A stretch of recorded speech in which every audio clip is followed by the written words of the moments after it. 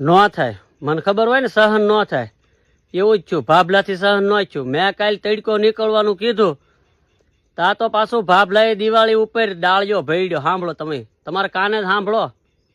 પલટો આવશે. તારીખ 17 ઓક્ટોબરે દરિયા કિનારે ભારે પવન ફૂંકાવાની શક્યતા રહેશે અને 18 થી 20 નવેમ્બરમાં બંગાળ ઉપસાગરમાં લો પ્રેશર બનવાની શક્યતા રહેશે. પરંતુ બંગાળ ઉપસાગરમાં લગભગ દિવાળીની આસપાસમાં એક મજબૂત સિસ્ટમ બનવાની શક્યતા રહેશે અને તે સિસ્ટમના કારણે પણ દિવાળીની આસપાસ ગુજરાતના ભાગોમાં વાદળવાયુ કે માવઠું થવાની શક્યતા રહી શકે. પરંતુ નવેમ્બરની શરૂઆતમાં દક્ષિણ ભારતમાં ભારે અતિભારે વરસાદ થવાની શક્યતા રહે છે. સામાન્ય રીતે ચોમાસું ઓટાતું હોય છે ત્યારે ઈશાની ચોમાસું દક્ષિણ ભારતમાં શરૂ થતું હોય છે, પરંતુ આ વખતે વિશેષ વરસાદ થવાની શક્યતા ગણતા તેની અસર પણ ગુજરાતમાં થતાં ગુજરાતમાં માવઠા થવાની શક્યતા રહે છે. એટલે